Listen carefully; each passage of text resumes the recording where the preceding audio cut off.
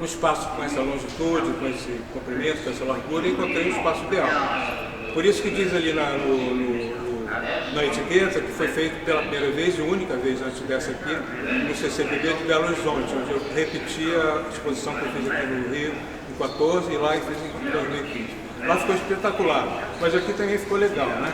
Então, assim, é uma coisa muito simples, né? Que eu não resisti a fazer essa inversão. Outra coisa curiosa, eu dei aula lá numa universidade em Londres e eu falei para a turma de ingleses, né? Rapazes e meninos de inglês. Veja que curioso, meu nome é Milton Machado, né? E o John Milton escreveu Paradise Lost. Muito interessante. By the way, who is John Milton? Eu falei, uau! Fiquei assustadíssimo. Fiquei muito impressionado. Pior porque meus alunos da Santa Úrsula eram muito melhores, entendeu? Bom, e o que mais que eu posso falar? O John Milton ficou cego, ele não nasceu cego, ele ficou cego. Então esses lampiões simbolizam, entre aspas, os olhos do poeta, para ele poder saber o caminho a trilhar, né? O que mais? Perguntas, por favor. Vocês querem saber? É muito óbvio o trabalho, né? Muito claro, né? Pode colocar o salto. Vamos lá para a sala de desenho? Talvez vocês tenham alguma pergunta.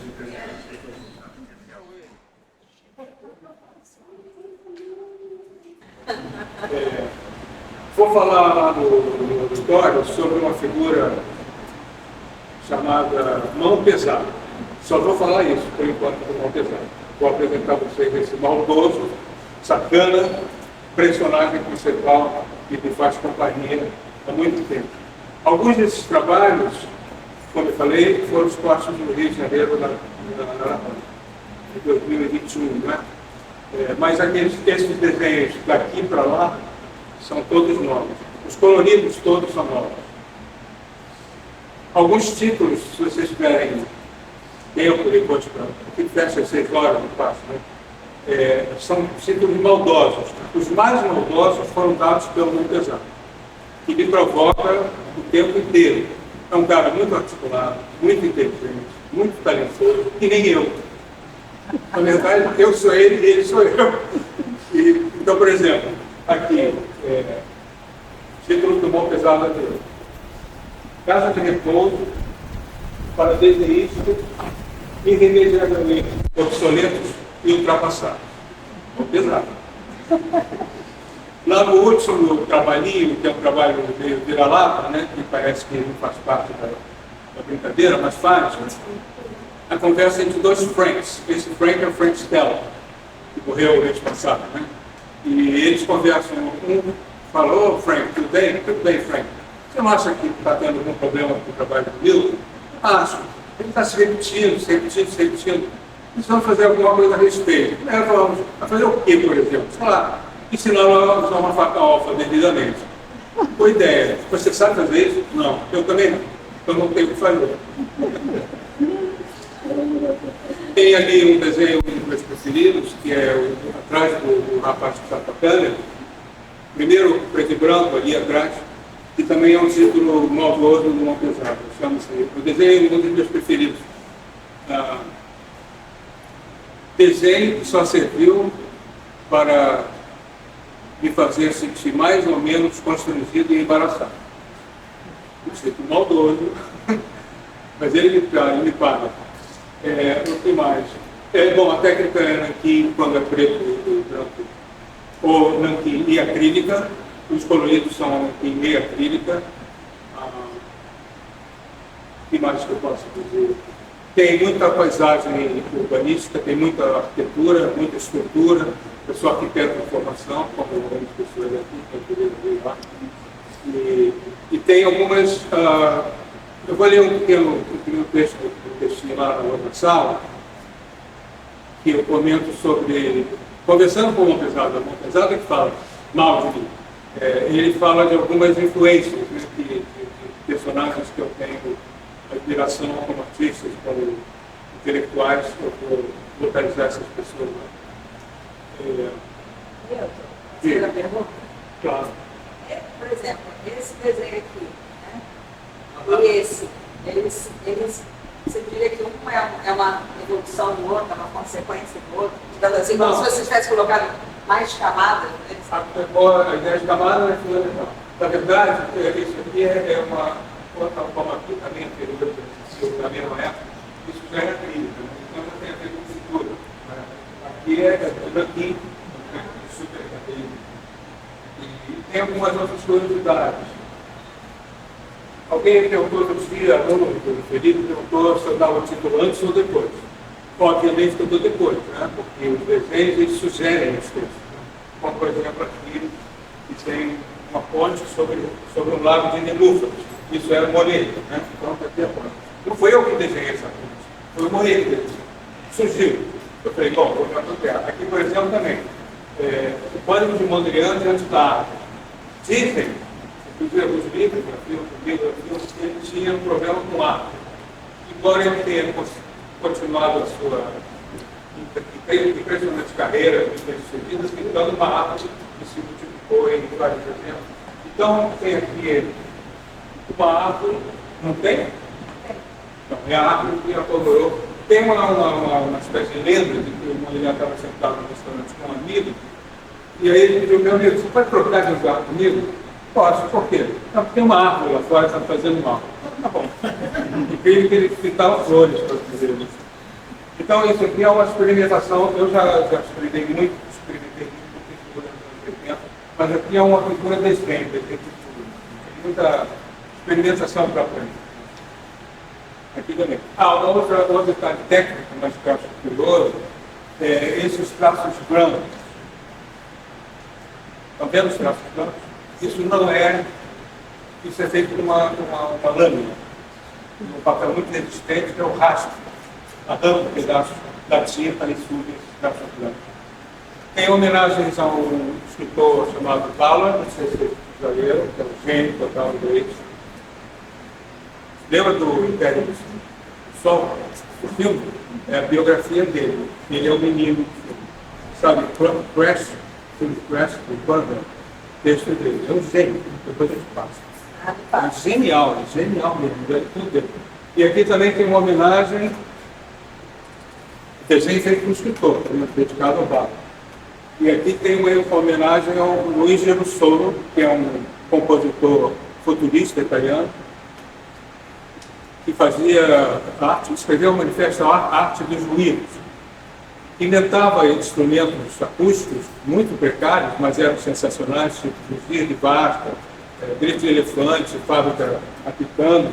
E aqui eu gosto desse título, gosto também da apropriação da imagem. Chama-se Luiz Gerussolo estuda as propostas de planejamento urbano de Leonardo da Vinci para Milão, buscando inspiração para a composição futurista a ser protagonizada por Luiz Deleuze. Luiz Deleuze é a Maçã do Santo, é um título dele que tem Luiz Deleuze. O que mais? Aqui a ideia, tem gente que fala, olha, foi sofisticado, o barbeiro de Cezanne, não é nada sofisticado. É porque foi a primeira vez que eu usei a lâmina para arranhar, entendeu? Então isso aqui é barbeiro de Cezanne. Cezanne, que eu sou um grande admirador.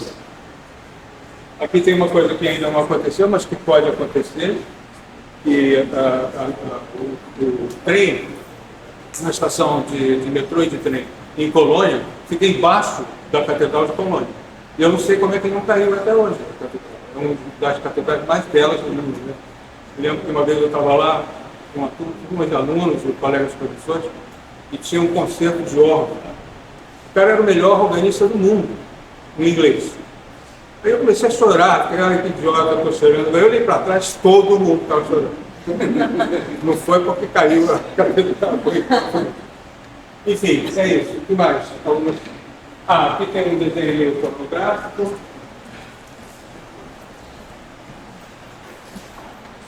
Vocês podem procurar as fotografias. As meninas costumam achar esse objeto aqui.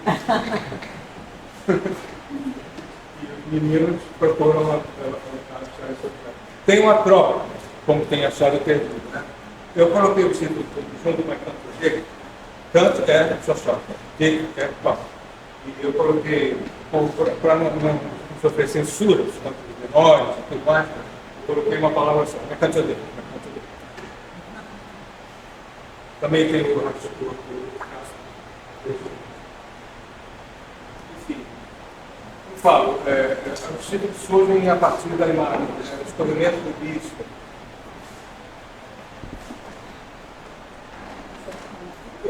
O mais? Esse aqui talvez seja interessante também comentar, que chama-se Panopticon.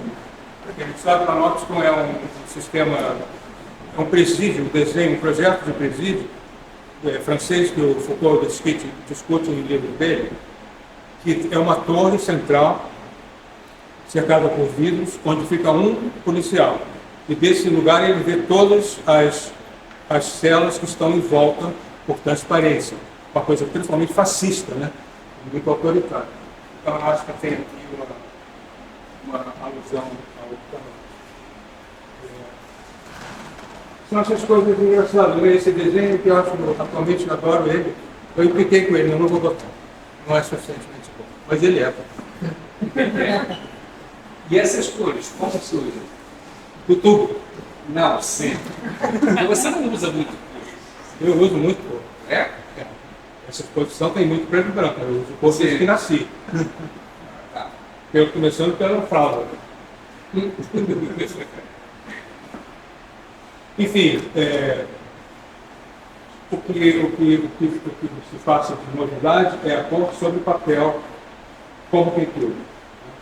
Eu tenho sempre fiz muita aquarela. Enfim, estou à disposição de perguntas. Não, era disso que eu estava falando. Eu já conheço o trabalho. Você trabalha muito tempo. Trabalho de mão e cabeça e olho. Né? Eu corro atrás do traço. Entendeu? Desenho, é escrita.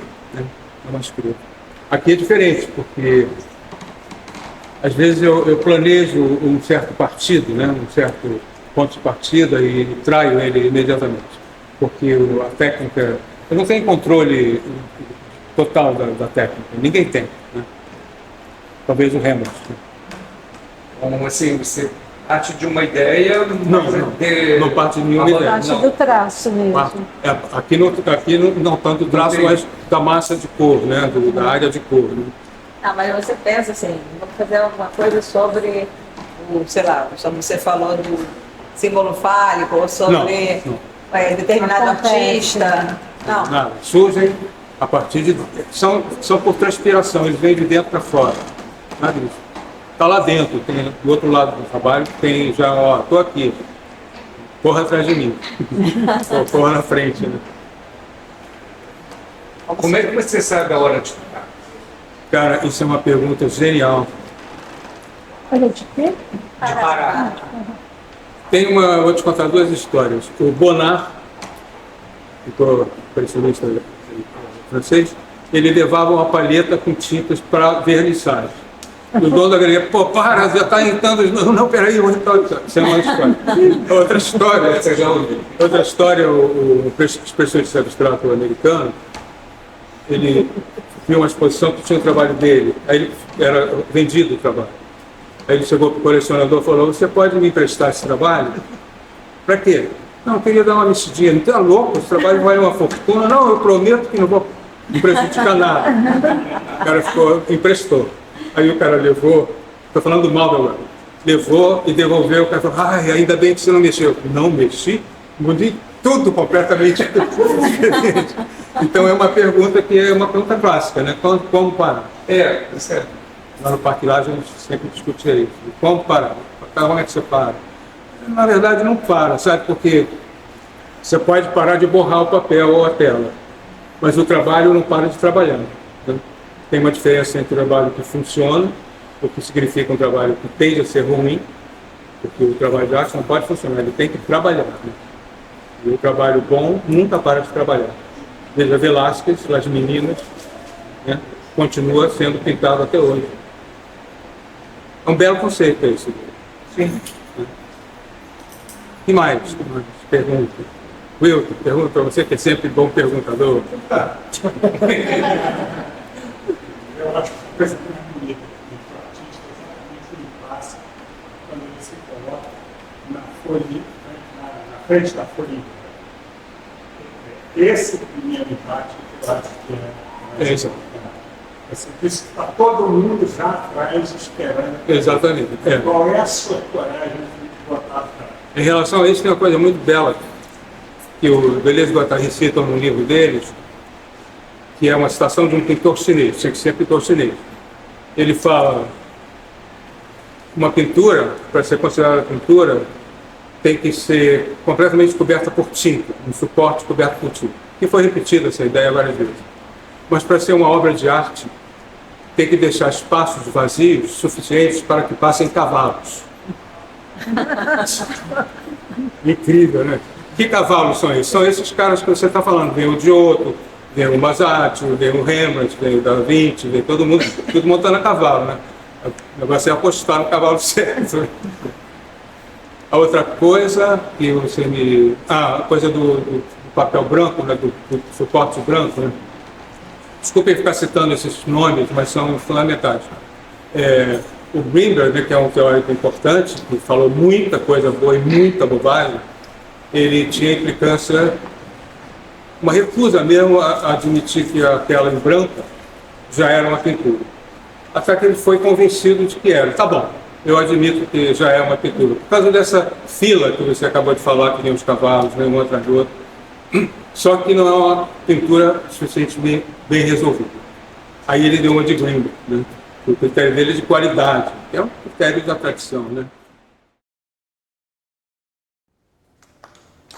Esse texto eu escrevi para a exposição que eu fiz lá na Rosma, que eu comentei lá dentro, que chamava Arte Não, ponto, desenho. Coisa de mão pesada, porque ele insistia comigo, continua insistindo, de que não era arte aquilo que eu estava mostrando. Por enquanto, né? Então, eu vou ler algumas, não tudo, porque é muito longo, mas eu vou ler alguns trechos desse texto aqui. Essa imagem que vocês viram lá, ela foi ampliada para 4,5 metros, se não me engano, e colocada no vidro da vitrine da galeria. Então, a primeira coisa que você via era mão pesada recebendo as pessoas, né? Então, arte não, desenho. Só pode ser coisa de mão pesada, o implicante, o ranzinza mão pesada, exibindo orgulhoso sua coroa teórica de trono de tirano rei no topo da pirâmide, como quem sabe das coisas. Sua imagem ampliada na vitrine da galeria de 2013 potencializou sua prepotência e arrogância.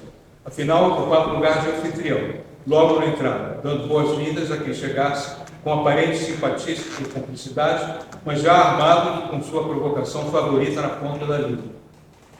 Disposto a colocar em xeque a tendência, compartilhada por uns e outros, de chamar arte aquilo de que, implicante por ele só, mão pesada desconfia e questiona. Arte não, desenho. Mão pesada não é mal intencionado, apenas pratica uma forma enviesada do Zeitgeist. Zeitgeist é o espírito do tempo. Por isso devemos levar a sério suas provocações, desafios e desaforos. Por exemplo, tentando baixar um pouco a bola de sua afirmação primordial, que ficaria: isso não é arte ainda, isso é desenho já. Implicância deslavada, claro, mas com alguma coerência e alguma suavidade. Tem razão o implicante, podem vir a ser arte essas coisas que temos aí diante dos olhos. E é importante que as chamemos, antes de qualquer outra coisa, de coisas. Podem vir a ser arte se assim pretenderem, se forem capazes de segurar o tranco, se tiverem algum coeficiente de arte, se a maçã do chão de novo. Esse vir a ser tem a ver com o trabalho do trabalho, que eu comentei lá dentro, né? Com a transformação de objetos inanimados, coisas, em objetos de arte. Velha manobra dos ready-mades, embora esses produtos elaborados, quase maníaca fartura, nada tenham a ver com ready-mades. Quem, afinal, vocês acham que deu títulos a esses desenhos, que eu comentei lá dentro? Mão pesada, próprio. Títulos assinados não por quem desenhou e assinou os desenhos, mas por quem os questionou. Pura provocação. Seria o mão pesada pessimista? Não exatamente. Mão pesada procura compensar sua insistente implicância teórica com alguma esperança de redenção, de recuperação. Arte não ainda. Diz o otimista, isso é sensacional, presta atenção. Diz o otimista, vivemos o melhor dos mundos. Retruca o pessimista, temo que isso seja verdade. Isso é uma frase citada pelo Paulo, Sigmund Bauman, que é genial, né? Sei quando passarem a ser arte, esses desenhos serão provas da possibilidade de existência de um mundo melhor. Outra entonação. Serão esses desenhos provas da possibilidade de existência de um mundo melhor? Mão pesada, palavras dele. Quem é esse cara? Eu, né? Quem esse cara pensa que é? Algum Kentridge ou William Quentin, um artista maravilhoso sul-americano, que eu morro de inveja dele, e ele de mim. Sul-africano. Hã? Sul-africano. Sul-africano. Eu falei o quê? Sul-americano. Sul o quê? Americano. Não, eu sou sul-americano, ele é sul-africano, claro. Kentridge. Quem esse cara pensa que é? Algum Kentridge, mas sem recursos técnicos sofisticados, sem a vastidão sul-africana, sem silhuetas coreografadas, sem viagens à lua, sem miliés, para fazer esses desenhos arriscadamente anacrônicos, que nem sequer são animados, achando que vai se safar com isso? Será que ele pensa que pode alinhar suas intrincadas pseudo-arquiteturas com os complexos e enigmáticos espaços do translocado Piranesi? Tem muito a ver com o Piranesi. Será que continua se afundando nos undergrounds alternativos de Crumb é o Robert Crumb, que é um dos melhores artistas atuais, faz quadrinhos, e eu, por causa dele, fiz uma revista de quadrinhos que me prendeu, foi preso por causa dela. Que continua se afundando nos undergrounds alternativos de Crumb, ou nos pináculos culminantes de um Steiner, esperando que justifiquem suas mal assombradas arqueologias de gibi. Meu gibi chama de Esperança no Corpo. Será que pensa que declarar-se a toda hora um arquiteto sem medidas, que eu continuo me chamando, basta para desviar a atenção do monstro e conseguir escapar do labirinto? Será que pensa que dedicar desenho a J.B. Ballard bastaria para livrá-lo de um terrível mundo cristalizado, de uma Londres para sempre submersa? Esse é um ponto dele. Será que pensa que histórias do futuro seriam capazes de livrá-lo do retrocesso do passado? História do futuro é o vídeo que eu gostaria de ter mostrado aqui no... Terminando. Vamos pesar. Se ao menos não fossem tão descritivos, tão narrativos, talvez pudessem pretender ser mais arte. Mesmo os desenhos mais abstratos cortejam figurativo, como ao identificar a ponte japonesa de Monet e uma confusão indefinida de manchas e rabiscos, ou o pânico de Mondrian de uma árvore camuflada, tal qual o goleiro de Handke, Wenders diante do teto. Fossem assumidamente abstratos, não seriam tão formalmente anteriores às crises da representação e à falência das artesanias. Que fossem, pelo menos, aquarelas, vistosas e coloridas, iluminadas pelo frescor das maravilhas e pelo brilho contagiante das obras-primas. Aí sim, mais que desenhos, teriam a ver com pintura, teriam a ver com arte. Teriam? Arte não desenho. Fazer o quê com a implicância do não pesado? Terminando, Jed Martin é um personagem no livro La Carte du Territoire, de Michel Houellebecq, sensacional escritor francês, polêmico escritor francês. Jed era um fotógrafo, fica muito rico com sua primeiríssima exposição de pintura. Pinturas figurativas que só não são totalmente anacrônicas, porque retratam, por exemplo, Steve Jobs conversando com Bill Gates sobre o futuro da tecnologia e da humanidade, ou Jeff Koons e David Hurst trocando ideias, venenos e ciúmes, discordando sobre o futuro da arte. O acervo de obras contemporâneas atualmente em circulação exibe um monte de bem-sucedidos anacronismos. N'est-ce pas? É isso aí. Só isso. Quer falar? Fala. Tanta coisa para dizer, mas enfim, antes de mais nada, boa tarde a todo mundo. A gente acabou de ouvir, né, uma série de referências que atravessam, sem dúvida, o trabalho do Milton. E, enfim, a gente tem algum tempo, a gente não tem muito tempo, né, nessa tarde. E eu fiquei pensando assim, duas situações que me chamaram bastante a atenção, claro, não só na exposição, mas no que o Milton acabou de nos falar. Uma, eu diria ter situações que, de uma certa maneira, voltam ao início do trabalho do Milton, né, uma operação cíclica mesmo. Uma, eu acho que é essa situação da operação do texto, né, da construção do texto. Claro que o Milton se refere ao Montpesari, que é o alter ego dele, né, inclusive ao longo do texto ele fala, esse sou eu, né, esses desenhos são meus. Então, mas eu acho que essa é uma circunstância bastante interessante por dois vieses, né? primeiro viés é voltar aos anos 70, e acho que os anos 70 foram uma década muito importante num certo rompimento do lugar, né, do posicionamento do artista frente à crítica, frente ao círculo de arte. Eu acho que o Milton é um exemplo crasso disso, né, assim, de construir a sua própria narrativa, e essa construção da própria narrativa também é um trabalho, que cai tanto naquilo que ele falou há pouco, lá na sala dispositiva, do trabalho não para de trabalhar. O trabalho está sempre trabalhando, né? Então, essa atuação entrecruzada, né, do Milton, desculpa, esse no que eu estava pensando na sala experimental, mas isso não está. Essa relação entrecruzada do Milton entre um produtor de arte, entre um artista e ao mesmo tempo um produtor de texto, né, um crítico, né, e de como isso se coloca numa relação que eu diria que, de uma pesada, se refere ao panorama atual, contemporâneo, né, de uma certa impossibilidade de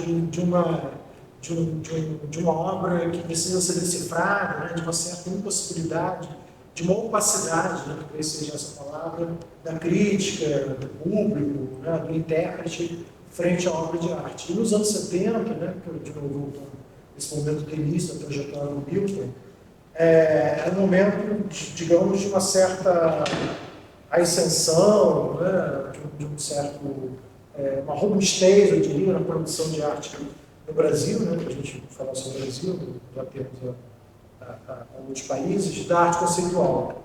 E como a arte conceitual, ela teve uma certa dificuldade, né, de se chegar e de se colocar, né, na produção brasileira naquele momento. E aí a gente tem uma série de artistas, incluindo o Milton, Ciro, Valterson, enfim, a geração do Milton, que o Milton vai produzir, né, como ele falou, a história de quadrinhos, a esperança do porvir, mas também vai ser um atuante escritor, né, quer dizer, ele vai pensar o trabalho dele, vai pensar o trabalho da geração dele. Isso, eu acho isso muito interessante, muito particular, né, de pensar o trabalho do Milton e dessa continuidade do texto, né, dessa invenção dos personagens, do alter ego, né, disso se colocar na produção contemporânea dele. Quer dizer, não é só uma fantasia, não é só uma ficção, mas como isso se entrelaça com o trabalho.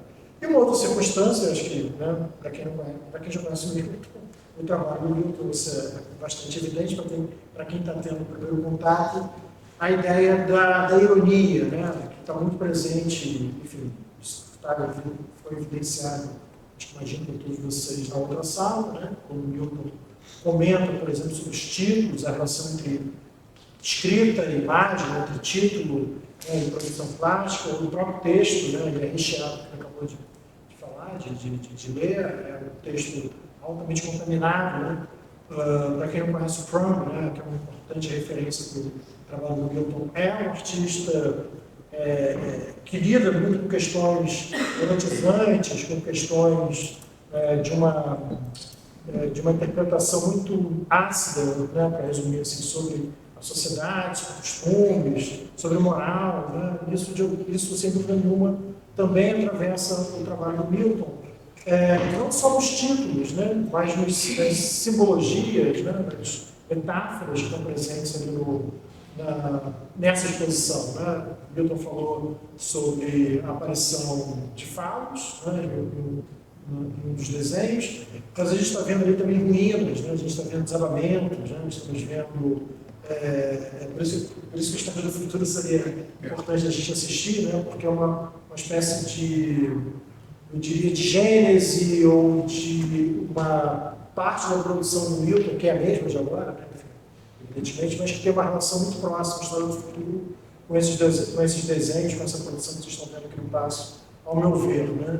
Não, mas não é apenas a ideia de destruição, de ruína, na sua condição negativa, né. Quero dizer, Milton é a favor, né, de uma destruição completa, né, do mundo, né, como ele se coloca. Né. Mas como essa ideia da destruição, da ruína, né, então, é uma coisa por onde o texto caminhou, por onde eu vejo também o trabalho do Milton, especialmente nos últimos anos, eu acho que isso tem uma conexão com esses anos 70, com essa escrita ali nos anos 70, né? Com essa posição do artista não só enquanto crítico do seu trabalho, crítico da sua geração, crítico daquilo que estava acontecendo ao seu redor, mas também crítico da própria, assim, das próprias vetorizações, das próprias circunstâncias da arte naquele instante, né? Acho que o texto Mão Pesada, esse statement, né, do Mão Pesada, ainda repercute, de uma certa maneira, essa onda ali dos anos 70, dos anos 80, né, de pensar esse lugar de atuação do artista, de pensar os meios de produção, de pensar os meios de circulação, de pensar também a circunstância, né, quando ele fala arte não desenho, como é que é? Arte não desenho, né? Evidentemente isso tem uma metáfora, uma alegoria ácida, né? Sobre a crítica, né? Sobre o público, sobre as galerias, né? Enfim, não importa, talvez todos esses, mais outros, né? Mas é um posicionamento político, né? É a instância também de um lugar que esse artista constrói para si e como visão de mundo, né? Isso está elaborado também nos desenhos, né? Quer dizer, os desenhos, portanto, não são apenas, não sei se fosse pouco, mas já muito, né? Uma relação com humor, com acidez, né? Mas uma relação com, eu acho que tem uma certa erosão, condiciona um certo estado de erosão desses atores, né? Desses lugares, né? Que constituem, por exemplo, o que a gente está chamando de circuito de arte, né? Ou de arte com A maiúsculo, né? Acho que a ironia do trabalho do Milton passa por aí, perdão. A ironia do trabalho do Milton passa por aí, né? Passa por discutir esses lugares, por torná-los um tanto móveis, né? Talvez um tanto repulsivos também, né? Daí acho que esse uso de uma certa linguagem ácida, né? No texto, reportando de novo, o texto, né? Os textos produzidos pelo Milton, escritos pelo Milton, as legendas dos trabalhos e a própria, evidentemente, os trabalhos em si, né? Vocês percebam que os trabalhos possuem uma coerência, né? Apesar de serem de momentos distintos, né? Os trabalhos que estão expostos na mostra, eles têm acho que atravessam o circuito, acho que eles compõem, né? Uma linha, um pensamento que é um pensamento, acho que de se discutir, eu diria, um lugar muito pertinente do artista enquanto um construtor de imagens, enquanto um pensador mesmo, né, sobre o circuito de arte. Acho que essa é a minha definição. Isso de conversa. A gente não pensou também, a gente inventou aqui esse lugar, né, para você. Né? Tipo, se vocês tiverem perguntas, enfim, comentários, questões que vocês queiram levantar, fiquem à vontade, senão a gente vai continuar falando. Só na luz. Tem uma ideia de sugerir, que é o seguinte: isso aqui é a história do futuro. Eu acho que não dá para ver daí, ou dá? Eu pensei em fazer uma reunião em volta dessa mesa, que vocês pudessem se aproximar e ver, não exatamente agora, daqui a pouco, né? Porque eu acho que Felipe fala desse trabalho. É um trabalho muito importante para mim, porque eu comecei esse trabalho em 1978, portanto são muitos anos, né? E virou trabalho acadêmico que foi ilustrado, está no subtítulo da minha tese de doutorado, já expus na Bienal de São Paulo, esse trabalho, já expus na Itália, é um trabalho muito importante. E eu vou ficar frustrado se eu não mostrar pelo menos. Eu acho que a gente podia tentar ver quanto tempo tem. 10 minutos. A gente podia chegar pertinho da mesa e ajoelhar e por aí. Eu posso também chegar mais perto. História do futuro, o universo é constituído por 3 mundos psicológicos. Mundo imperfeito, mundo perfeito, mundo mais perfeito. O mundo imperfeito é formado por continentes, mares, oceanos, pela ponte ciclónica. O mundo perfeito é formado por pilares do novo mundo, pontes efêmeras e pluriel.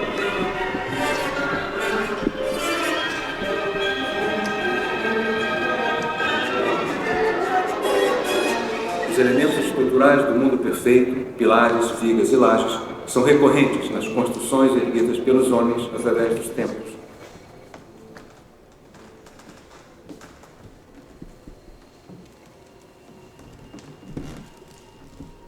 Nas analogias de história do futuro, o mundo perfeito é associado ao Estado.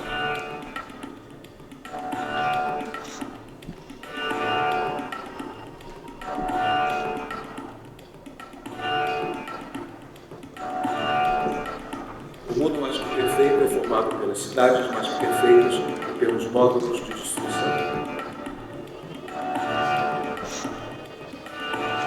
As cavernas ligam o mundo mais que perfeito ao mundo perfeito, passando através do mundo perfeito. As cavernas se localizam nas interseções dos elementos do mundo perfeito.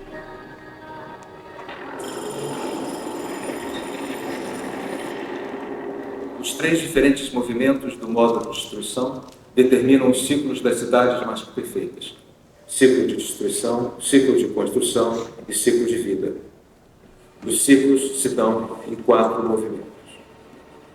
Durante um ciclo de destruição, por 2 vezes o módulo de destruição abandona a posição alfa, dirige-se à posição ômega e retorna, destruindo sucessivamente a cidade mais que perfeita, o plano ideal, as pontes efêmeras e os pilares do novo mundo. Durante o ciclo de construção da cidade mais que perfeita, o módulo de destruição percorre os mesmos caminhos entre a posição alfa e a posição ômega, desta vez construindo em 4 movimentos os pilares do novo mundo, as pontes efêmeras, o plano ideal e as cidades mais que perfeitas. Os ciclos de vida das cidades mais que perfeitas são determinados pela imobilidade do módulo de destruição na posição alfa durante toda a duração do ciclo. Os ciclos de destruição, construção e vida das cidades mais que perfeitas são simultâneos, permanentes e inexoráveis. O mundo mais que perfeito é organizado em um sistema de tríades de cidades mais que perfeitas. A sucessiva ocorrência dos ciclos de destruição, construção e vida das cidades mais que perfeitas coloca o universo de história do futuro em movimento.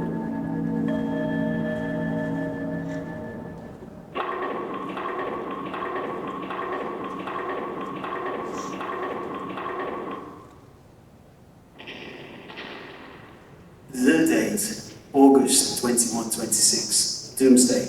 The place, Earth. Across the Earth, a despairing population attempts to hide. For billions, there is nowhere to go. Some people flee deep underground, desperately seeking out caves and disused mine shafts, or take to the sea in submarines. Others go on the rampage, murderous and uncaring. Most just sit, waiting for the end. As cidades mais que perfeitas são habitadas.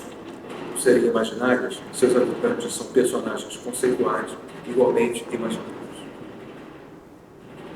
Os personagens de história do futuro são de 3 tipos: o sujeito da morte vulgar, o sedentário e o nômade. O sujeito da morte vulgar morre com a cidade mais que perfeita. Suas ações são do tipo passivo. Nas representações imperfeitas de história do futuro, o sujeito da morte vulgar é representado por vazios, lacunas, vãos, páginas e brancas. Isso equivale a dizer que esse personagem é desprovido de representação, ou que suas representações são simplesmente omitidas.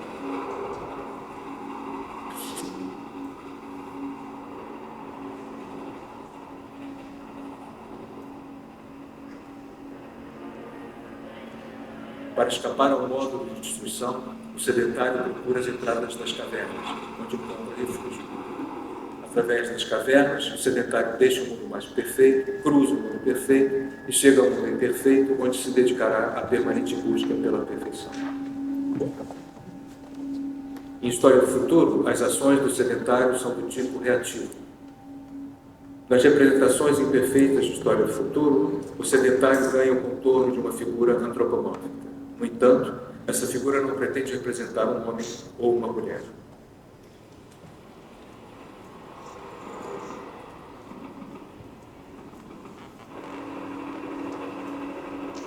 Em História do Futuro, as ações do nômade são do tipo ativo. O nômade se transfere de uma cidade mais perfeita para outra próxima, que viverá seu ciclo de vida. O nômade vive em e vive com as cidades mais perfeitas. Por sua mobilidade, deslocando-se continuamente de um a outro ciclo de vida, de uma a outra cidade mais perfeita, o nômade conquista para si mesmo uma forma móvel de eternidade. Em História do Futuro, a existência do nômade é de um tipo mágico perfeito. Nas representações imperfeitas de História do Futuro, o nômade é uma esfera de minuta. A posição alfa é a única passagem possível de uma a outra cidade mais perfeita. Sendo a posição alfa ocupada pelo módulo de instrução, aí imobilizado durante todo o ciclo de vida, o nômade terá que negociar esta posição com o módulo de destruição. Negociar uma posição são termos simplificados para se referir ao encontro ou confronto entre módulos de destruição e nômades.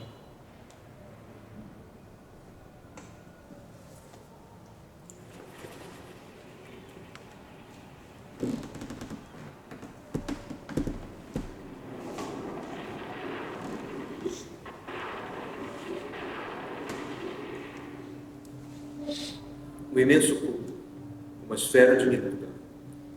Nômades e módulos de destruição relacionam-se na base de suas diferenças. O nômade desliza quando o módulo de destruição estaciona.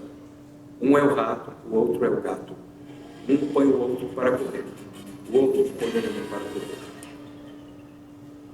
As ações do módulo de destruição são ativas em relação às cidades mais que perfeitas, que o módulo destrói, constrói ou deixa viver. Mas são reativas em relação às ações do nômade. Enfrentando, provocando, penetrando e ativando o módulo de destruição, o nômade coloca o universo inteiro em movimento, transformando continuamente. Na História do Futuro, o nômade é o verdadeiro motor e a causa de todos os movimentos. Nos dramas de História do Futuro, o nômade é o protagonista. Em uma analogia proposta em História do Futuro, o nômade é identificado como a figura emblemática do homem como criador. Um artista, mas no sentido de que todo homem é artista, como desejado por Joseph Beuys, ou talvez como teriam desejado os deuses.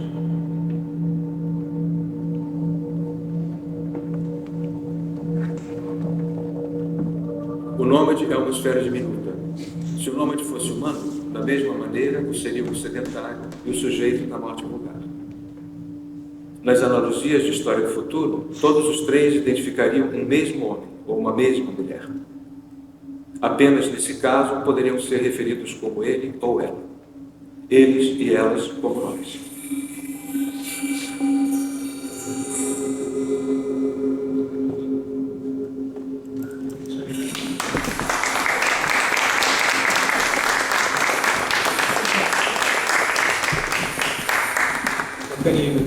Deu certo.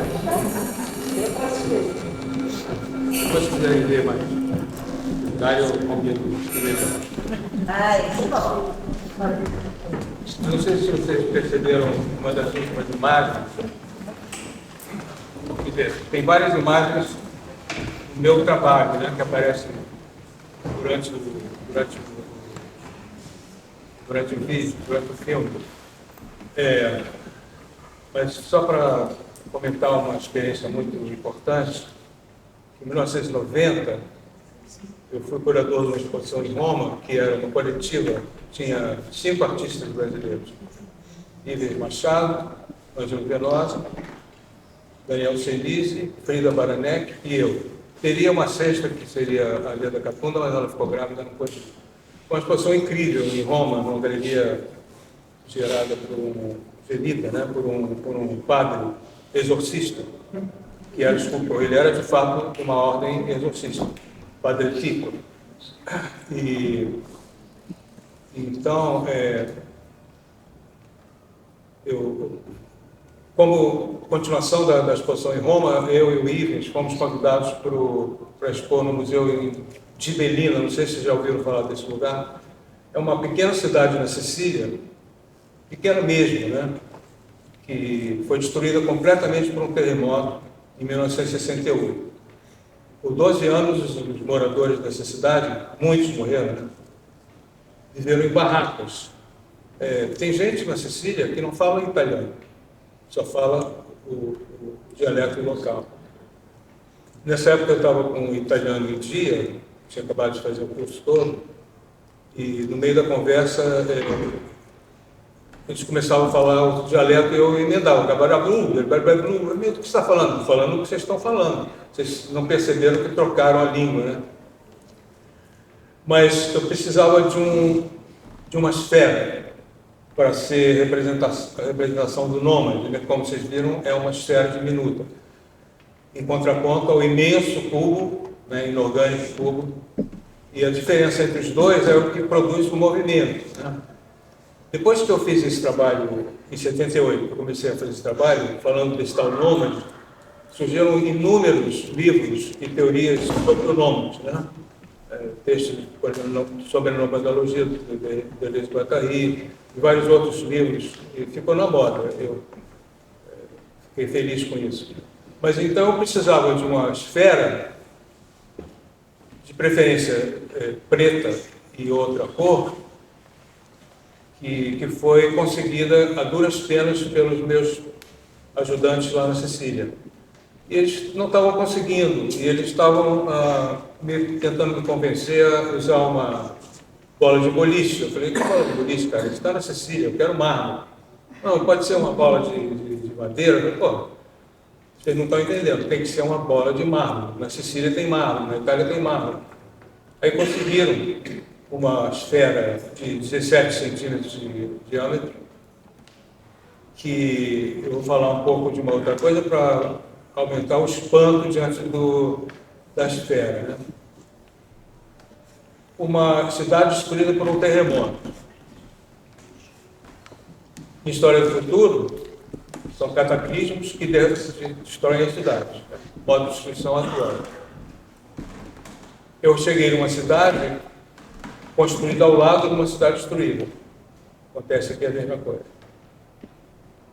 Quando eu cheguei lá, o Ives me convenceu de fazer a exposição não no museu, mas sim num lugar que não estava nem pronto, um palácio muito bonito, que havia um retângulo no meio, como acontece aqui. E tinha uma série de pilares esperando uma pérgola. Não estão esperando pérgola nenhuma, estão esperando o meu modo de destruição. Eu usei, com a permissão do arquiteto, Francesco Venezia, de usar os pilares dele como os meus pilares do Novo Mundo. E como vocês ouviram, o nômade deve passar de uma cidade mais perfeita para outra que vai viver, de forma a obter uma forma móvel de eternidade. Isso é Platão. Só que para isso ele tem que atravessar o nômade. O nômade tem que atravessar o modo de destruição. Acontece que esse modo de destruição ele está estacionado na posição alfa, onde tudo começa. Então, como é que a gente vai fazer? Eu sou nômade. Se eu sou morto-vulgar, eu vou ser atropelado pelo modo. Morto-vulgar, não tem nem representação. Se eu sou sedentário, eu vou entrar nas cavernas, eu vou chegar lá no mundo imperfeito, vou me dedicar aos projetos de procura da perfeição.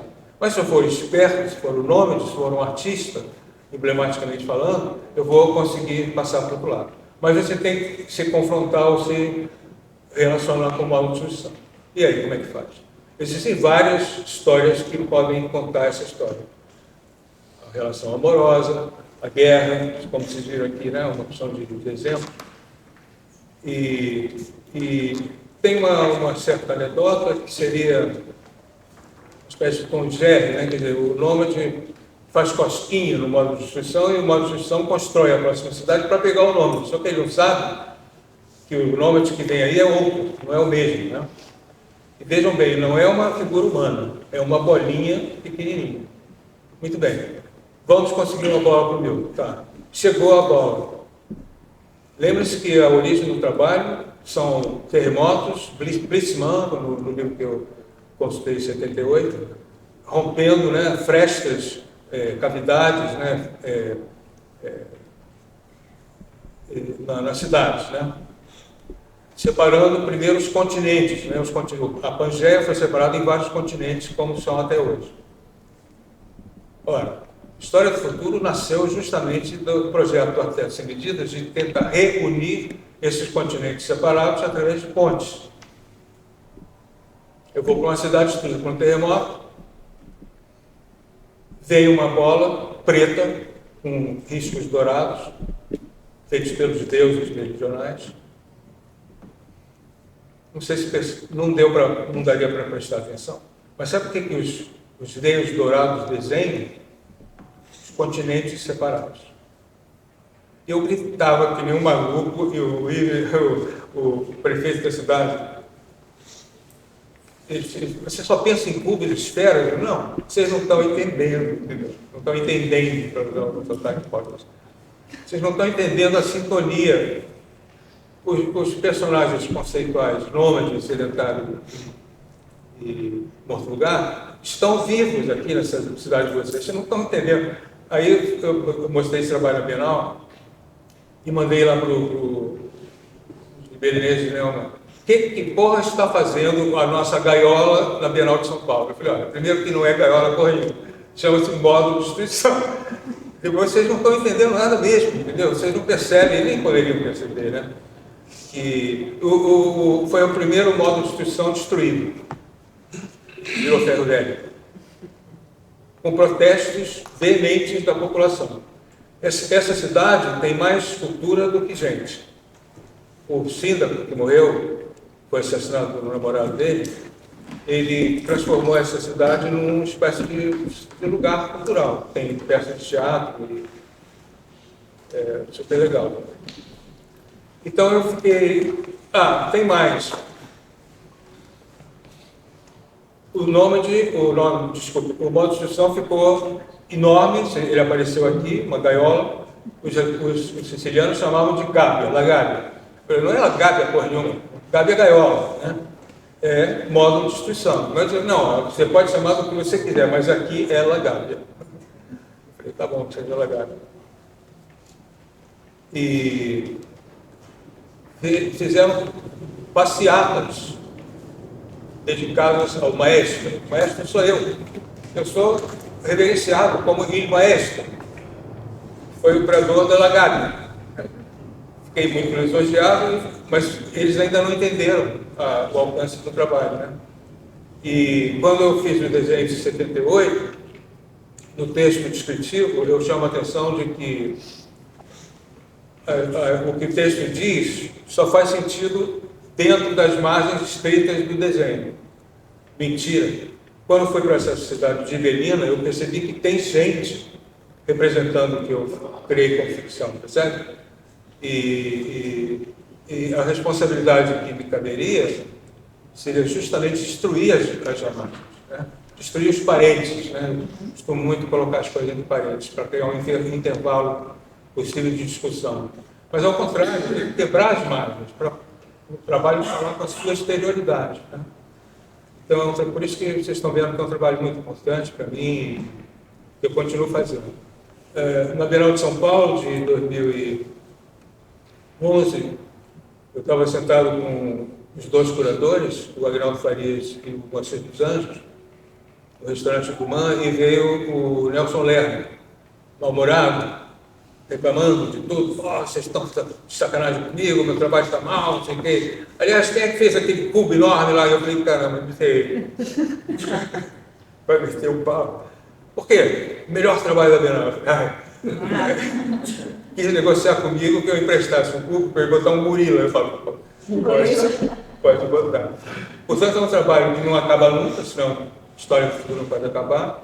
Existem vários textos chamados História do Futuro. O mais recente foi da economista da Globo, né? O nome dela? Miriam. Só que eu tive o escrúpulo de dizer que Padre Antônio Vieira e vários outros autores que escreveram a História do Futuro. Ela não mencionou a minha História do Futuro, mas eu estou mencionando a dela. Enfim. E deu Felipe? Aqui, agradecer. Performance. Não, porque eu já tinha visto o filme duas vezes, né? Esse filme foi... Não, Milton, acho que só... Porque daqui a pouco a gente vai ter que ir embora. Só... Assim, queria Na verdade, fazer um rápido comentário para devolver a bola para você, porque a partir do História do Futuro, evidentemente é um trabalho muito importante, que ele condensa, né, muitas situações que são exploradas antes e depois da realização dele. Uma é o que você falou, Esperança do Porvir, História do Futuro. Agora, Esperança do Porvir. Pois é, sim, pois é. Esperança do Futuro. Exato. Esse é o ponto. E agora a gente tem a exposição aqui no Paço, incluindo um dos desenhos que estão sendo apresentados, tem uma relação direta com o que você acabou de falar, né? Um dos desenhos. Quer dizer, todos os desenhos são uma história do futuro. Né? Acho que a gente vai ter tempo para falar muito sobre isso. Né? Tem volta a ideia da distribuição, da ruína, daquilo que eu estava falando para vocês, que não exatamente uma produção negativa, né? Do desarmamento, da destruição. Isso vai ter relação com várias referências no trabalho do Milton, que passam, enfim, por Renascimento, pré-Renascimento, arte moderna, né? Essa é uma exposição, por incrível que pareça, é uma exposição de arte moderna, e não é uma exposição de arte moderna ao mesmo tempo, mas, enfim, para não criar muitos vetores, talvez um comentário sobre isso, né? Como História do Futuro também é a Esperança do Porvir, e como ela se coloca na sua produção, o que a gente está vendo aqui na exposição no Paço Filial, não só em relação a esse trabalho que faz uma referência à Pangeia, mas algo também que está aqui no texto, né, que está assim, na seleção dos trabalhos, que é essa ideia alegórica sobre o ruína, né, que acho que é um vetor que, de alguma maneira, atravessa a sua produção. Ruína nos mais diversos aspectos. Né? Ruína enquanto destruição, ruína enquanto renovação, ruína enquanto progresso, né? Ruína enquanto, sei lá, um olhar também sobre as transformações, enfim, que habitam, né? A ideia sobre sociedade, ruína enquanto por exemplo, você estava comentando lá na sala sobre, desculpa, eu já me confundi se foi hoje ou se foi na última visita dos alunos, a ideia sobre a posição de linhas, né? Do aparecimento de grid, né? Enquanto a gente vê e não vê esse desenho, né? Não deixa de ser uma ideia sobre ruína também, né? A ideia da opacidade, né? De como os desenhos ambiguamente parecem ter opacidade, mas eles também são translúcidos, porque eles oferecem frestas, né? Tanto que a gente consegue ver um falo, tanto que a gente consegue ver uma ponte, tanto que a gente consegue ver o Cézanne, tanto que a gente consegue ver o Picasso, né? Essas referências não estão lá à toa. Enfim, bastante coisa. Foi legal mostrar o livro, né? Porque o Felipe no texto fala da história. Foi. E realmente dá para perceber uma relação. Oi? Dá para perceber alguma relação. Sobre essa coisa da Esperança do Porvir, que é uma revista em quadrinhos que eu fiz em 73, muito influenciado pelo Brown e pelas revistas americanas underground, completamente underground, né? Completamente clandestina. Minha revista era completamente clandestina. Meu pai tinha uma gráfica, eu pedi pai, falei 1.000 exemplares, fez 4.000. Por isso eu tenho até hoje uma opção desses. Eu já lancei várias vezes, várias exposições. É uma revista considerada importante na área dos quadrinhos, né? Pois bem, eu estava passeando com a minha companheira no Jardim Botânico, em 73, justamente, quando tinha acabado de fazer a revista. Era uma exposição do Carlinhos Veiga, que era um amigo que morreu já há muito tempo, de desenhos na Orquidade. E aí demos uma volta pelo Jardim Botânico, né, e tinha um cavalete escrito proibido passar. Tá? Aí eu falei, vamos voltar. A Inês falou, não, vamos continuar, você não é o Tintim. Eu falei, pô, eu não sou o Tintim, mas vamos, tudo bem. Passamos a tal da cerca, né? Fomos rendidos por um soldado militar com uma metralhadora. Falei, olha, mal entendi, calha a boca, não falei nada, não tinha telefone celular, tinha rádio, ele ligou lá para o chefe. E meus amigos me viram preso, né? Estava solto, mas estava preso, cercado por 9 policiais armados, civis armados. E eu falei, olha, avisa meus pais que eu estou preso, eu não sei exatamente porquê. Aí alguém me falou por que eu estava preso.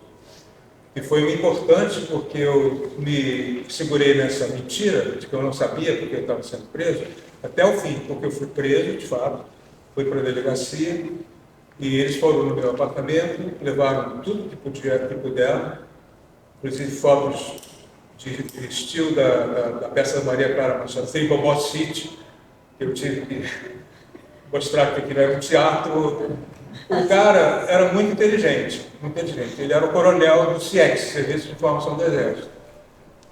Só que eu fiquei mais inteligente do que ele. Eu falei, a maneira de eu me livrar dessa peste vai ser ficando mais inteligente que ele. E ele pediu para interpretar a revista inteira.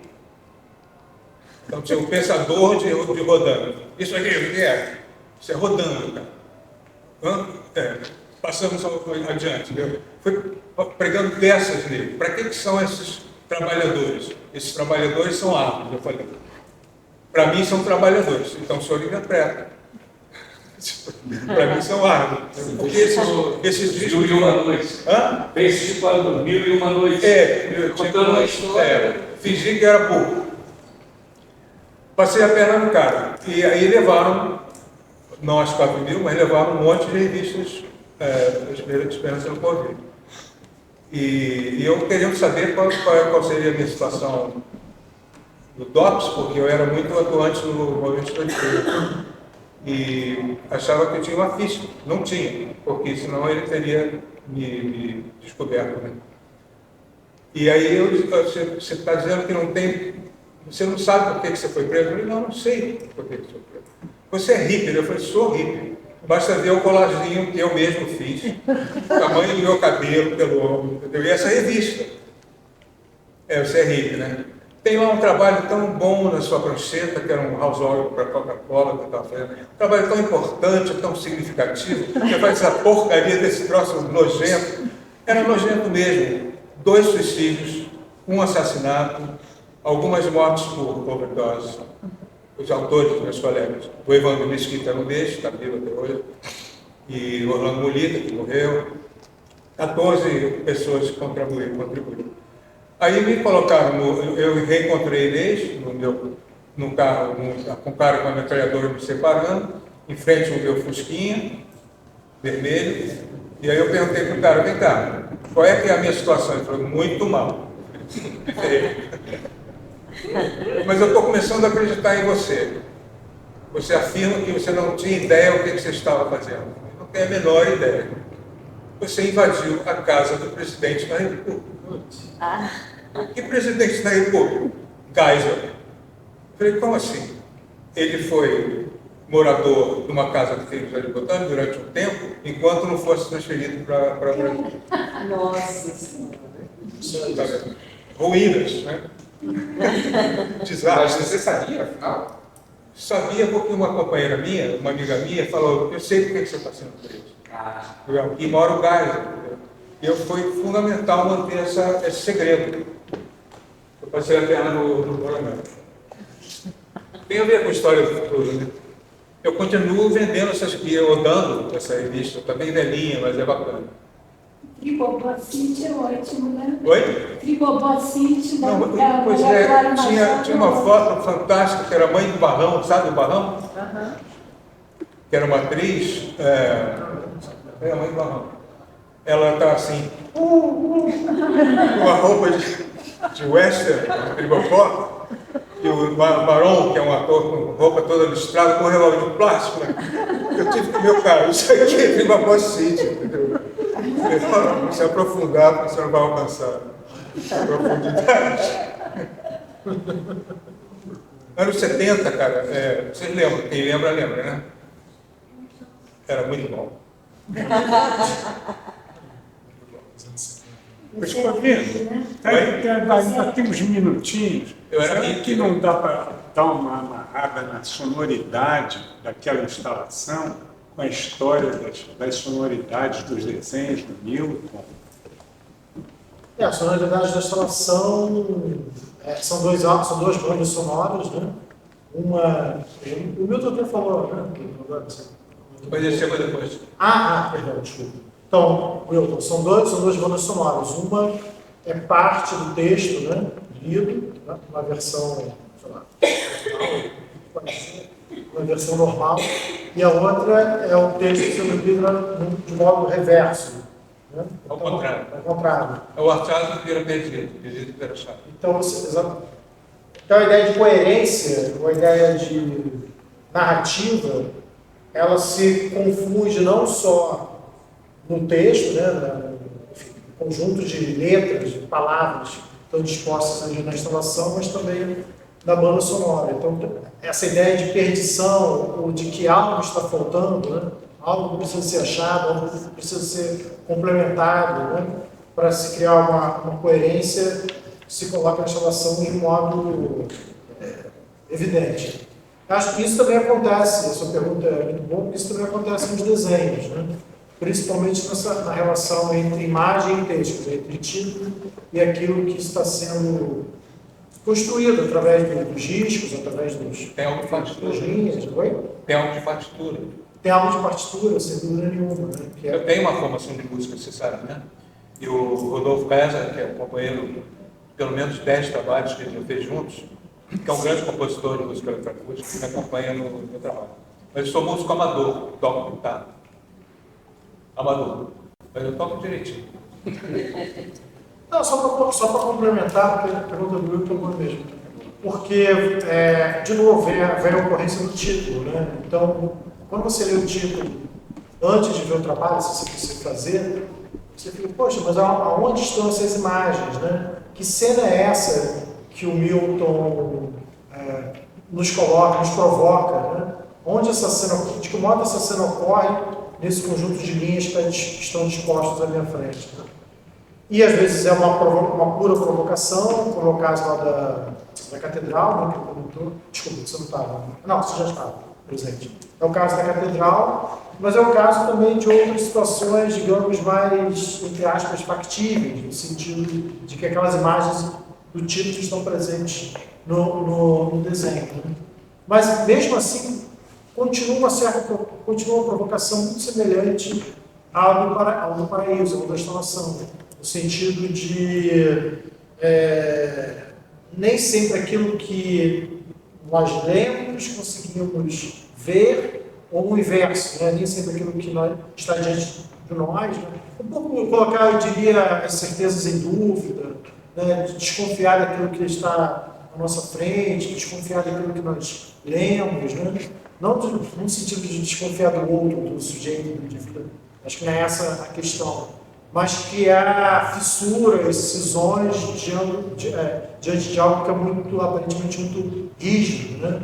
Tem uma ideia, eu diria, de uma certa indisciplina, né? Também no trabalho do Milton, né? Principalmente nessa relação bastante atritosa, não sei se eu vou usar essa palavra, entre palavra e imagem. E daí o Magritte, acho que é uma outra referência também importante para o Milton. Né? Depois a leitura do Foucault sobre os trabalhos do Magritte, né? Acho que essas circunstâncias elas se colocam bastante robustez assim, no trabalho do Milton, na forma, né, como ele compôs o trabalho dele. Obrigado. Está falando de mim? Eu só estou tentando falar aí, mas... Quem tem a hora? Não, a gente tem mais uns 10 minutos, não sei que a gente seja expulso. A gente pode ser expulso depois. Querem perguntar mais alguma coisa? Vocês vão dá para fazer um paralelo com um romano mais um arábico? Caramba, como é que você lembrou disso? Ah, o É só da sua idade. Exatamente. Você é mais velho que eu, né? Não, ao contrário, você Você tem cabelo branco, eu não tenho nem cabelo. Eu não. Temos a mesma idade. Somos quase charados também, Wilton e Milton. Não, esse trabalho que ele está falando é um dueto, é um dos trabalhos feitos com o Rodolfo César, chama Dueto 1+1 para executantes extremamente atentos, isolados um de outro. É um desenho, uma aquarela que eu percebi que tinha uma vocação de ser partitura. E ele foi transformado numa partitura mais de uma vez pelo Rodolfo César e pela Vânia Dantas Leite, cada um Porque eles têm que ser isolados um do outro para um não copiar o outro, entendeu? E a primeira vez que foi apresentado esse concerto foi no Parque Lage, mais a ruína. Havia um conjunto do qual faz parte o Tim Rescala, Aquiles Pantaleão, Rodolfo Caesar e outros. Vânia Dantas Leite. Quem? Vânia Dantas Leite. Vânia Dantas Leite e o lá de Niterói. Tinha riscado? Não, estou esquecendo tudo. Sintoma. Não, professor da UF, da Federal Fluminense. Casado com aquela bailarina. Tá bom. Tá bom, desculpa. Tá bom. Então, chamava-se Conjunto Vazio. Acontece que nas vésperas do concerto marcado, o conjunto se esvaziou, deu uma hepatite geral. E aí não tinha como resolver o problema. Mas estava aqui no Rio um músico incrível, não sei que magrinho, Sufre, que com um equipamento impressionante de alta tecnologia, e que estava apresentando concertos no Parque Lage. E aí houve um evento dedicado à música e à arte e música, sei lá o quê, tinha vários trabalhos. Tinha o Paulo Garcês, por exemplo, que morreu, que tinha um trabalho dele com a Vânia. E aí mostramos o trabalho, a partitura, né, para esse belga, como era o nome dele, mas é o nome que eu esqueci. Um cara importantíssimo, e uma mezzo-soprano de São Paulo, Ana Maria Kiefer. Mostramos para o músico, em volta do piano de caudas da Vânia Dantas Leite, em silêncio, e ele em francês falou: já sei. Depois de 20 minutos de olhar, já sei. Um naipe de metais, 2 baterias, uma guitarra, 2 baixos, meu carro. É amanhã às 8 horas o concerto. Não é nada disso que você está falando. Tem que inventar. Eu falei: olha, vamos fazer uma coisa fake. Vamos fazer uma interpretação impressionista. Fizeram. Foi lindo. Só que foi totalmente fake. Porque não leram rigorosamente como propunha a partitura, coisa nenhuma. Tinha um lance dos 2 maestros, que era eu e a minha companheira da época, Beth, levantarmos o número do compasso, não são compassos exatamente, mas se fossem compassos. Ela ficou com Ana Maria Kiefer e eu fiquei com Léo Cupé, lembrei o nome dele, Léo Cupé. Eu, como conheço um pouco mais do que a Beth, ela levantou no último número antes da hora. E o público percebeu que houve alguma coisa errada, né? No fim, falaram, a maestra errou. Não errou, não morreu nada. Como que ela ia saber? Eu, maroto, autor do trabalho, né? Aí saiu no jornal, eu mandei um recado para o jornal, falando: olha, foi muito bonito, tal, mas eu preciso fazer um reparo. Não foi exatamente como mandava a partitura. Assinado Newton Machado. Senhor.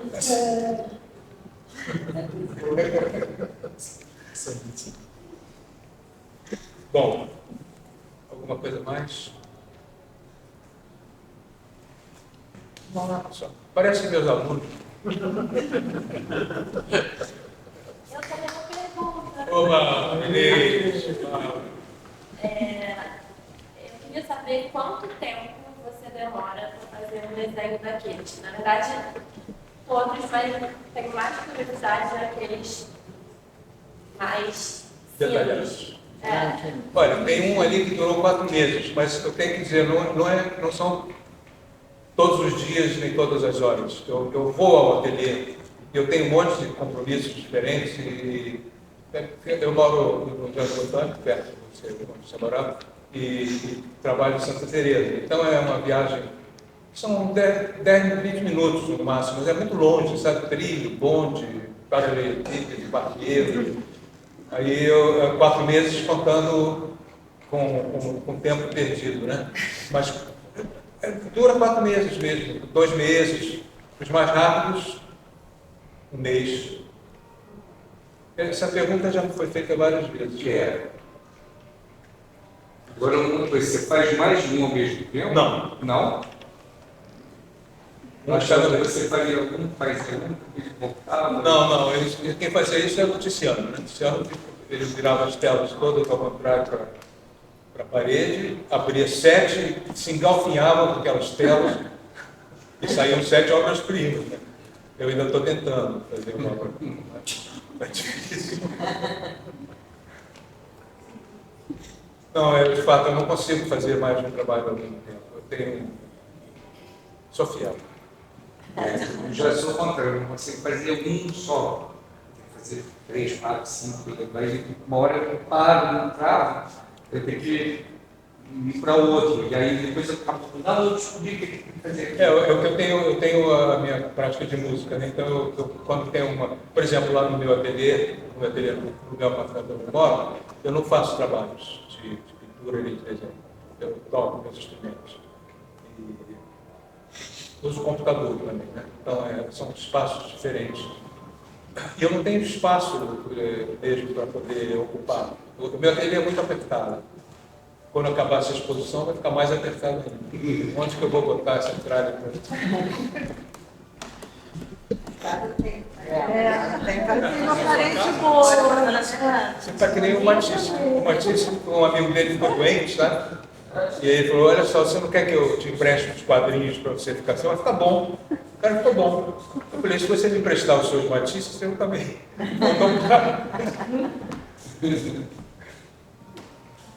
Não, você vai vender. O quê? Você vai vendê-los. Vendê-los? Os trabalhos. Mas não vai ter que botar na parede, guardar tudo de volta. Quer comprar? Gostaria. Também gostaria. Não, vender está complicado. Não deu para controlar.